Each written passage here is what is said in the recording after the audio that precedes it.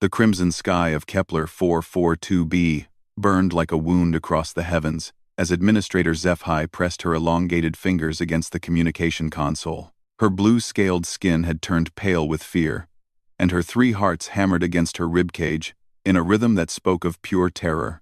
Around her, the command center of New Thessia colony buzzed with panic as technicians scrambled to coordinate the evacuation of nearly 50,000 civilians.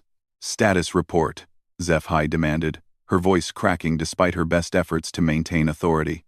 The universal translator converted her natural chirping language into something resembling galactic standard, though the fear needed no translation.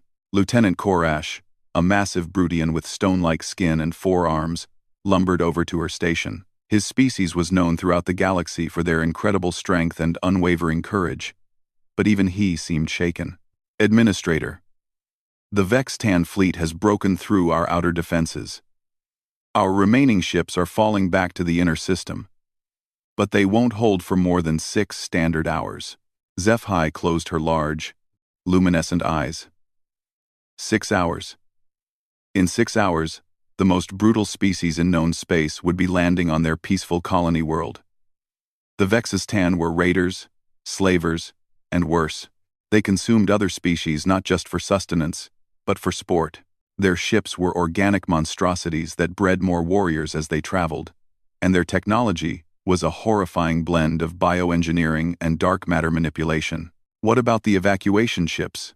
she asked, though she already knew the answer from the grim expression on Korash's craggy face.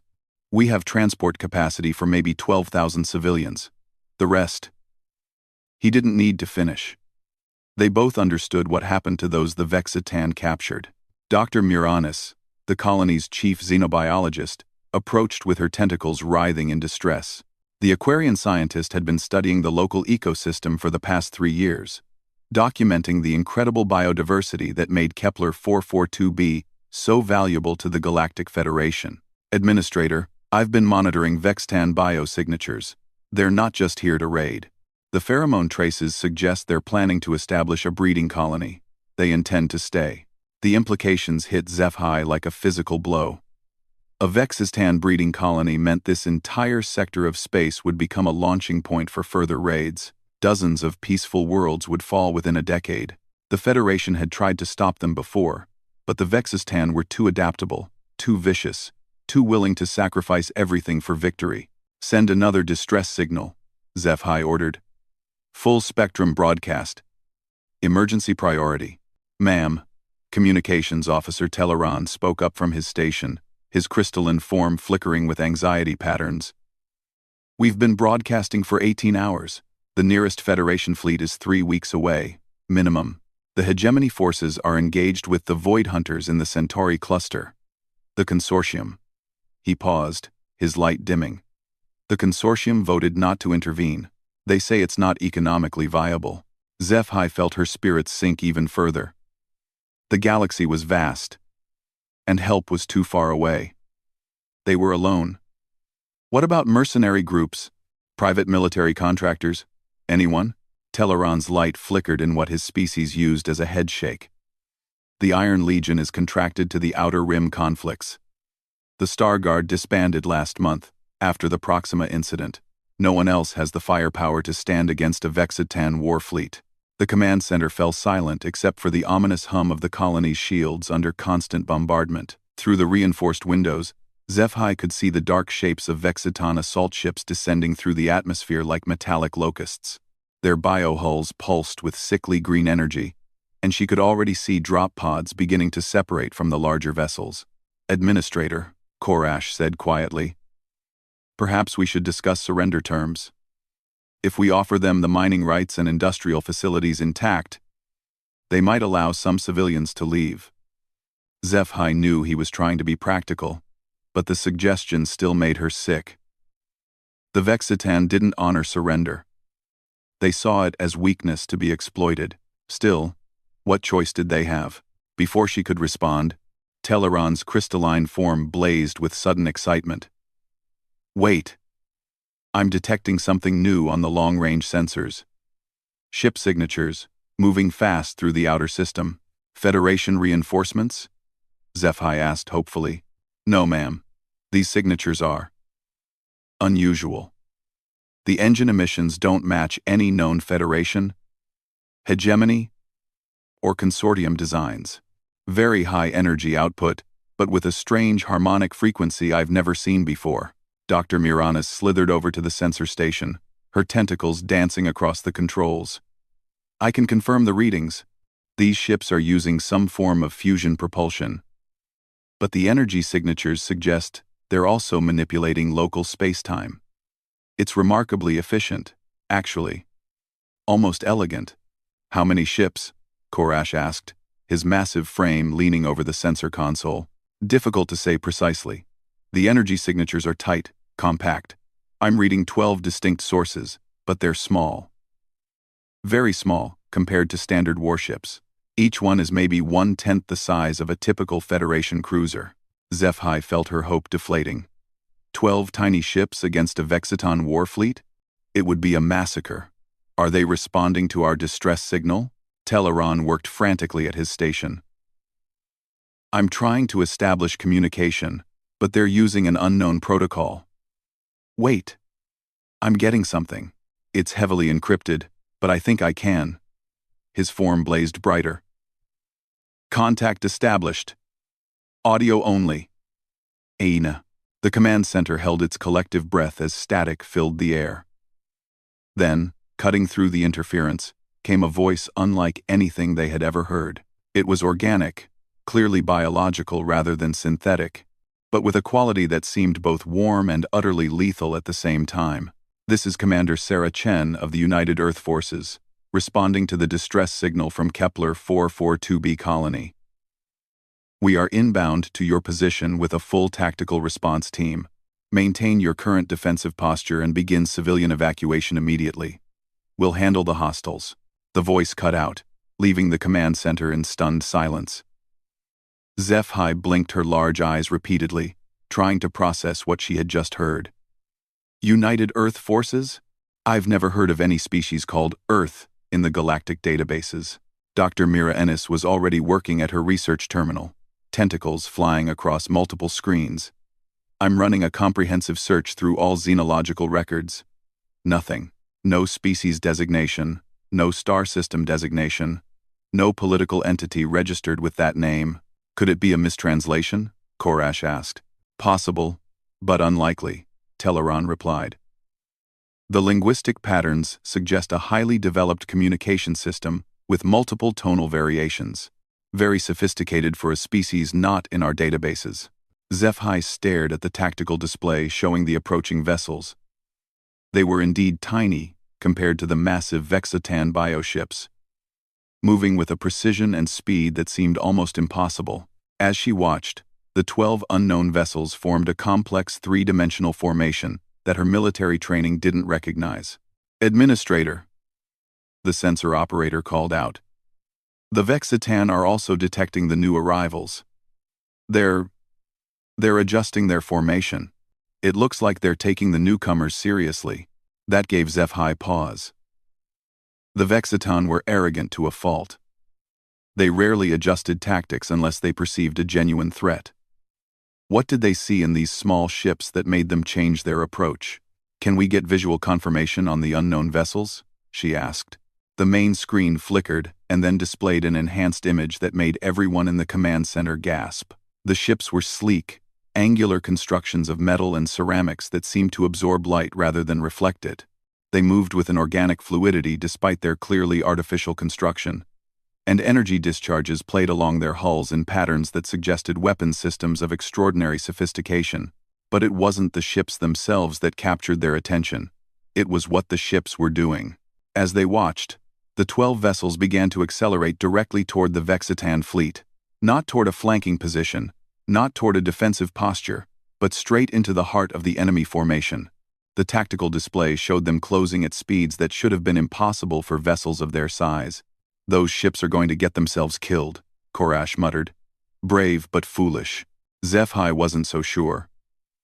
Something about the way the Earth vessels moved suggested a confidence that bordered on arrogance.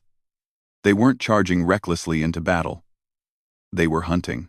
Commander Chen, she transmitted on the open channel. "This is Administrator HFY of New Thessia Colony. I appreciate your response to our distress signal, but you should be aware that you're facing a full Vexistan war fleet, 67 capital ships, multiple fighter squadrons, and bioweapons that can adapt to most conventional attacks. Perhaps you should wait for reinforcements." The response came immediately, and HFY could swear she heard amusement in the alien voice. "Appreciated, Administrator. But we've got this. Just keep your people safe, and maybe have some medical facilities ready. We might have prisoners to process afterward." "Prisoners?" HFY exchanged glances with her senior staff. "No one took Vexistan prisoners. They were too dangerous, too unpredictable. Most species considered them better off dead than captured." "Ma'am," Teleron announced, his crystalline form pulsing with excitement. "The Earth ships have just entered weapons range of the Vexitan outer screen." All eyes turned to the tactical display as 12 tiny points of light dove into a formation of massive bioships that had destroyed Federation fleets. The first exchange of fire was about to begin. And despite herself, HFY found herself holding her breath. The first salvo from the Vexitan bioships erupted across space like a plague of green lightning. Massive organic cannons that had been bred rather than built spat forth streams of corrosive plasma and biometallic projectiles that could eat through most known ship armor. The display screens in New Thessia's command center lit up with energy readings that should have vaporized the tiny Earth vessels instantly. Instead, something impossible happened. The 12 human ships didn't scatter or retreat. They didn't even slow down. As the devastating barrage approached their formation, each vessel suddenly shifted in a direction that physics shouldn't have allowed. They moved sideways, upward, and in vector combinations that made HFY's mathematical mind hurt to contemplate. Every single shot missed, and the Earth ships continued their approach without losing momentum. "How are they doing that?" "Doctor," Miranis whispered, her tentacles frozen in mid-gesture over her console. "Those acceleration vectors would turn any organic crew into paste. The G-forces alone." Lieutenant Korash leaned forward, his forearms gripping the edge of the tactical display. "Look at their formation. They're not just dodging randomly. It's coordinated, like they're all connected somehow." Administrator HFY watched in growing amazement as the Earth ships continued their impossible dance through the Vexitan fire. The bioships were adjusting their targeting patterns, trying to predict the humans' movements, but it was like trying to catch smoke with bare claws. "Commander Chen," she transmitted urgently.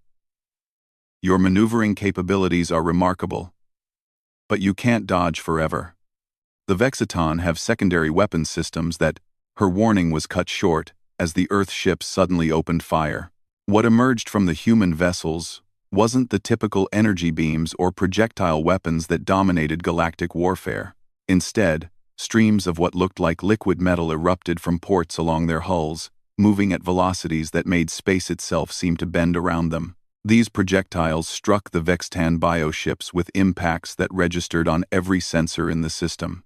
The first Vextan vessel to be hit a massive assault carrier easily 50 times the size of the attacking Earth ship, convulsed as the human projectile punched completely through its biohull. The alien ship's bioluminescent organs flickered and died as whatever the humans had fired began spreading through its living systems like a virus. "Kinetic penetrators," Commander Chen's voice came through the comm system with clinical precision. "Depleted uranium cores with adaptive nanotechnology payloads should disrupt their biological systems quite effectively." Teleron's crystalline form blazed with shock. "They're using nanobots as weapons? That's incredibly dangerous. If those systems go rogue..." "Relax," came the calm response from the human commander. "We've been using this technology for longer than most species have had space flight. We know what we're doing." HFY felt a chill run through her scaled skin. How long had these Earth creatures been spacefaring? And why had no one in the galactic community ever heard of them? The battle was unfolding in ways that defied every tactical manual in known space. The Vexitan bioships were trying to adapt to the human weapons, their organic hulls beginning to develop defensive mutations. But the Earth vessels were already switching tactics. New types of projectiles began launching from their weapons ports, some that seemed to phase partially out of normal space, others that split into multiple warheads mid-flight, and still others that appeared to actively hunt their targets. "This is impossible," Korash muttered, his massive frame trembling with awe. "They're using at least 6 different weapon technologies simultaneously, and each one is more advanced than anything in our databases." Dr. Miranis had apparently overcome her initial shock and was frantically analyzing the sensor data. "Look at their ship movements more carefully. I think I understand now. They're not just using conventional thrusters. Those ships are manipulating local gravity wells. They're riding gravitational currents like sea creatures riding ocean currents. But that would require computational power beyond anything we've ever seen," HFY protested. "The calculations alone would overwhelm most AI systems. Unless, Dr. Miranis said slowly, they're not using AI systems. What if they're using organic computers? Biological neural networks with processing capabilities we can't imagine?" Before anyone could respond to that unsettling possibility, the tactical situation changed dramatically. The Vexitan war fleet, clearly recognizing that their initial tactics weren't working, began to implement their most feared strategy. The bioships started to merge. It was a horrifying sight that had broken the morale of countless enemy fleets. Individual Vexitan vessels, each already massive and deadly, began to flow together like living metal. Their biohulls bonded and fused, creating larger and larger constructs with exponentially increasing firepower. Within minutes, the 67-ship fleet had consolidated into 12 massive superorganisms, each one the size of a small moon.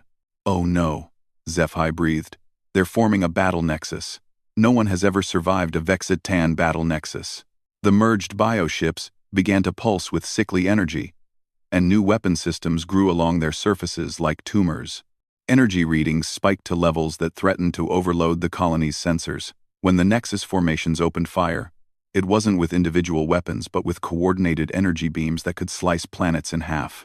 The human response was immediate and completely unexpected. Instead of retreating in the face of this overwhelming firepower, the 12 Earth ships did something that made every observer in the command center question their own sanity. They accelerated directly toward the battle nexus formations, but as they did, they began to change.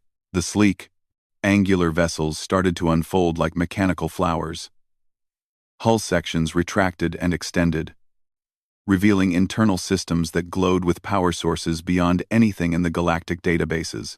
The ships grew larger, more complex, and infinitely more deadly as hidden weapon systems emerged from their cores.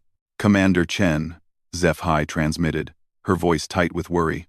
"What are your ships doing?" "Transforming," came the simple reply. "Standard protocol when facing merged hostiles. We learned a long time ago that sometimes you need to match the enemy's scale." As the Earth ships completed their transformations, they had grown to nearly a quarter the size of the Vexitan Nexus formations. But more importantly, they were now moving in perfect synchronization. Their gravitational manipulations creating space-time distortions that made them nearly impossible to target. The transformed human vessels opened fire with weapons that defied classification. Beams of coherent gravity that twisted space itself into knots. Projectiles that existed in multiple dimensions simultaneously. Energy discharges that seemed to burn through reality itself, leaving scars in local space-time that made the Vexitan bioships recoil in apparent pain. "They're hurting them," Korash said in amazement. "The Vexitan are actually showing signs of distress. I've never seen that before." Dr. Miranis was studying her readings with increasing excitement. These weapons aren't just damaging the bioship's physical structure. They're attacking the quantum biological matrix that allows the Vexitan to merge and adapt. It's like they know exactly how Vexitan physiology works. Commander Chen's voice came through the comm again, and this time there was something almost casual about her tone. "We've fought the Vexitan before. Multiple times, actually. They were one of the first hostile species we encountered when we started expanding beyond our home system. Took us a while to figure out how to deal with them effectively. But once we did..." She paused, and the sound of weapons fire could be heard in the background. "Well, they stopped being a problem." HFY felt the scales along her spine stand up. These humans had not only encountered the Vexitan before, they had apparently defeated them multiple times. How was that possible when the rest of the galaxy had been struggling against the Bio Raiders for centuries? The battle was reaching its climax. 3 of the 12 Vexitan Nexus formations had already been completely destroyed, their biomass dissolving into component particles that drifted away like cosmic dust. The remaining 9 were trying to maintain formation, but the human ships were systematically dismantling their ability to coordinate. "Look at their targeting patterns," Teleron observed, his crystalline form flickering with patterns of analysis. "The humans aren't just attacking randomly, they're specifically targeting the neural connection nodes that allow the Vexitan to maintain their merged state. They know exactly where to hit." As if to confirm his observation, one of the Earth ships fired a particularly devastating salvo that struck a Nexus formation in what appeared to be an insignificant spot on its hull. The entire bioconstruct immediately began to convulse and separate, individual ships breaking away from the merger in obvious distress. "Precision targeting," Commander Chen's voice explained matter-of-factly. "Every species has weak points if you know where to look. We've had plenty of time to study Vexitan physiology." The remaining Vexitan formations were clearly in retreat now, their bioships attempting to disengage from the battle. But the human vessels weren't letting them escape. With coordinated precision that spoke of countless battles fought together, the Earth ships began herding the surviving aliens toward the outer edge of the star system. "Are they going to destroy the remainder?" Korash asked. "Negative," came Commander Chen's reply, apparently monitoring their communications. "We're driving them toward a quarantine zone. There's a stellar phenomena about 3 light hours out that will contain them until proper authorities can take custody." Zephi blinked in surprise. "You're taking prisoners? But the Vexitan are..." "Dangerous, yes, but not irredeemable. We've learned that with proper containment and rehabilitation programs, even Vexitan can be reintegrated into civilized society. It just takes patience and the right approach." The command center fell silent as everyone tried to process this information. The idea of rehabilitating Vexitan raiders was so foreign to galactic thinking that it bordered on insanity. Yet these humans seemed to speak from experience. "Commander Chen," Zephi said slowly, "just who are you people? Where do you come from? Why has the galaxy never heard of Earth before?" There was a long pause before the human commander responded, and when she did, her voice carried a note of something that might have been sadness. "We've been out here for a long time, Administrator. Watching, learning, occasionally helping when things get too out of hand. But mostly we prefer to let people solve their own problems. It's better for everyone that way. But why reveal yourselves now? Because sometimes," Commander Chen said quietly, "someone needs to know that help is available. That no matter how dark things get, no matter how alone you feel, someone will come when you call." As the human ships began to escort the surviving Vexitan toward their quarantine zone, Zephi stared out at the stars and wondered what other secrets the galaxy might be hiding. And somewhere in the back of her mind, a small voice whispered that this was only the beginning. The unknown warriors from Earth were about to show T 3 hours after the last Vexitan bioship had been escorted to the quarantine zone. Administrator Zephi found herself standing in the main landing bay of New Thessia colony, waiting for something she had never expected to see: humans.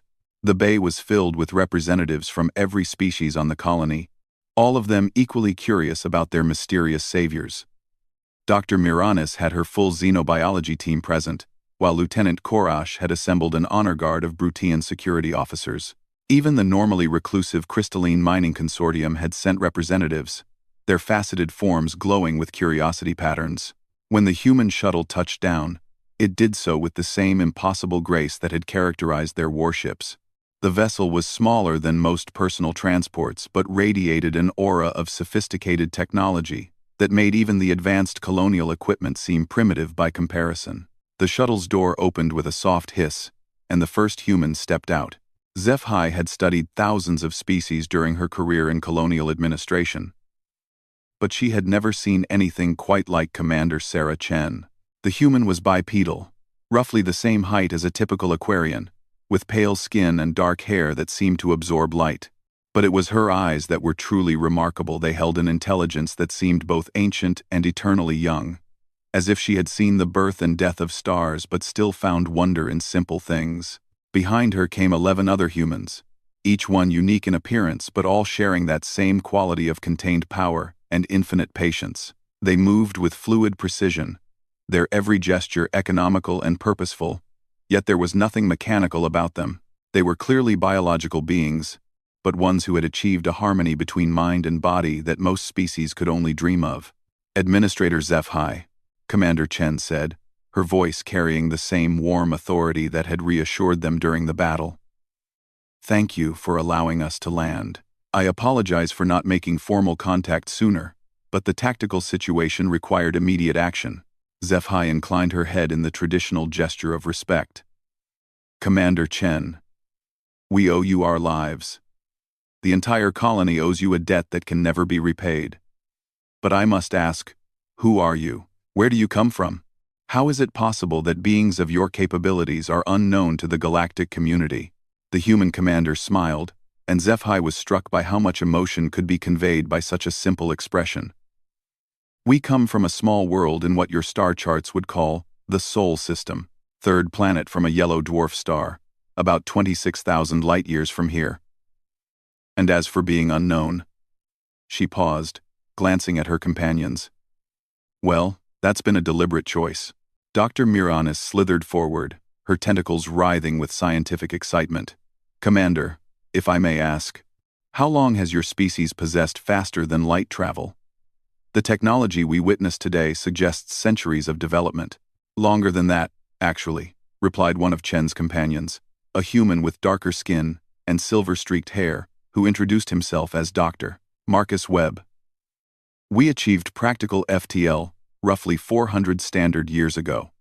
But we didn't immediately announce ourselves to the galactic community because..." He looked thoughtful, "because we learned early on that sometimes the best way to help is to watch and learn first." Lieutenant Korash stepped forward, his massive frame dwarfing even the tallest humans. "Your battle tactics were unlike anything in known military doctrine. The coordination between your ships, the weapon technologies, the ability to adapt to enemy countermeasures in real time. How is such precision possible?" Commander Chen exchanged glances with her team before answering. "We don't use artificial intelligence for combat operations the way most species do. We found that AI, no matter how sophisticated, lacks something essential for dealing with truly chaotic situations. Instead, we use what we call neural link technology. Our ships are controlled by teams of linked human minds, working in perfect synchronization." The implications of this statement sent a wave of shock through the assembled aliens. Direct neural interface with spacecraft was theoretically possible, but the risks of permanent psychological damage or death made it impractical for most species. "But the strain on organic minds," Dr. Miranis protested. "The processing requirements for real-time space combat would destroy most neural systems." "Most, yes," agreed Dr. Webb. "But humans have certain advantages. Our brains evolved under unique conditions. We're natural pattern matchers, with an unusual ability to process chaos and find solutions under extreme stress.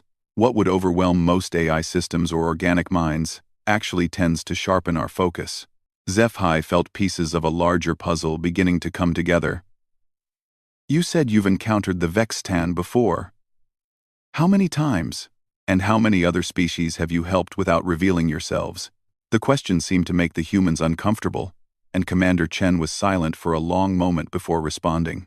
"Over the past 4 centuries, we've intervened in approximately 2,000 conflicts across this galaxy, sometimes directly, like today, more often indirectly, by providing information or resources to local forces. We've helped stop 3 separate attempts at galactic genocide, prevented the collapse of 14 major trade routes, and assisted in the evacuation of 67 worlds facing natural disasters."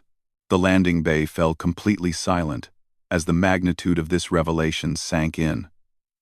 For 400 years, an unknown species had been secretly protecting galactic civilization, and no one had ever known.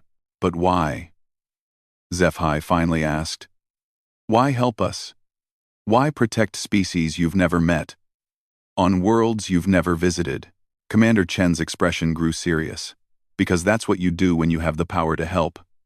Our homeworld went through its own dark periods, wars, disasters, near extinctions. We learned the hard way that survival isn't just about being strong or smart. It's about caring for others, even when there's no benefit to yourself. Especially then. Dr. Webb stepped forward. We also learned that every species has unique value, the mathematical insights of the crystalline minds, the biological adaptability of the Aquarians, the unwavering courage of the Brutians. Each contribution makes the galaxy richer and more capable of surviving whatever challenges might come. What challenges? Korash asked, his warrior instincts immediately focusing on potential threats. The humans exchanged meaningful looks before Chen answered. The galaxy is larger than most people realize, Lieutenant. There are things in the deep dark between stars that make the Vexatan look like small-time raiders. Ancient things. Things that destroyed entire galactic civilizations long before any of our species achieved spaceflight. They sleep now. Mostly. But they won't sleep forever. HFY felt her scales ripple with instinctive fear. And you're preparing for when they wake up? We're all preparing, Dr. Webb corrected gently. That's why we help species develop and survive. Not because we're altruistic saints, but because when the real threats emerge from the void, we're going to need every advantage we can get. Every species, every mind, every unique perspective and capability. Commander Chen nodded. Diversity isn't just morally right, it's a survival strategy. The more different ways we have of thinking about problems, the better our chances of finding solutions when the impossible becomes necessary. Dr. Muranes had been quiet during this exchange, but now she spoke up with obvious excitement. You're talking about creating a true galactic alliance, not just trade agreements or mutual defense pacts, but actual cooperation between species. It's already happening, Chen replied. Most species don't realize it yet, but the connections are forming naturally. Trade routes that seem economically driven but actually serve strategic purposes. Research exchanges that appear scientific but build trust between former enemies. Conflict resolutions that create lasting partnerships. You've been orchestrating galactic politics for centuries, HFY realized with growing amazement. Guiding, not orchestrating, Dr. Webb corrected. We learned early on that forced cooperation doesn't work. Real alliances have to grow naturally, based on mutual respect and shared goals. We just provide opportunities for species to discover what they have in common. Lieutenant Korash crossed his forearms in a gesture of deep thought. The refugee crisis in the Outer Rim 3 years ago. The sudden appearance of shipping contracts that allowed for efficient evacuation. That was you? Partially. We provided some logistical support and connected various species who had the resources to help. But the actual decision to aid the refugees came from the species involved. We don't force anyone to be heroes, but you give them the chance to be, HFY said slowly. Commander Chen smiled again. Everyone deserves the chance to be their best self. Administrator. Sometimes they just need to know that someone believes in their potential. As the conversation continued, HFY began to understand the scope of what these humans had accomplished. They hadn't conquered the galaxy or imposed their will through force. Instead, they had spent centuries quietly nurturing the better angels of every species they encountered, creating connections and opportunities that allowed civilizations to flourish. What happens now? She asked finally. Now that we know you exist, what changes? Nothing. If you prefer it that way, Chen replied. We'll continue doing what we've always done. But if you'd like, we can begin making our assistance more official. Share some technology, provide training for your defense forces, maybe open some diplomatic channels with other species who know about us. How many others know? Currently, about 47 different governments across the galaxy. Most of them learned about us the same way you did. We showed up when they were facing extinction and couldn't handle the threat alone. Dr. Webb stepped forward with a small device in his hand. This is a communication beacon. If you ever need help, any kind of help, activate it and we'll respond as quickly as possible. The same offer extends to any species you encounter who might benefit from assistance. HFY accepted the device with trembling hands. And in return, continue being who you are, Commander Chen said simply. Continue growing, learning, reaching out to other species. Continue proving that diversity makes us all stronger. That's payment enough. As the humans prepared to return to their shuttle, Dr. Miranis asked one final question. Commander Chen, what do you hope will happen to the galaxy? What's your ultimate goal? The human leader paused at the shuttle door and looked back at the assembled aliens. We hope that someday, humans won't be needed as guardians anymore. That all the species of the galaxy will be so well connected, so mutually supportive, that they can handle any crisis together. Our goal is to work ourselves out of a job. With that, the humans departed, their shuttle lifting off with the same impossible grace they had displayed throughout their visit. As HFY watched them disappear into the star-filled sky, she felt something she hadn't experienced in years. Genuine hope for the future. The galaxy was vast and dangerous, filled with threats both known and unknown. But it was also full of species learning to work together, guided by beings who had discovered that true strength came not from power, but from the willingness to use that power in service of others. In her hand, the communication beacon felt warm to the touch, a reminder that no matter how dark things might become, somewhere among the stars, help would always be just a signal away. The age of isolation was ending. The age of cooperation had begun, and it was going to be magnificent. Galaxy what they were made of.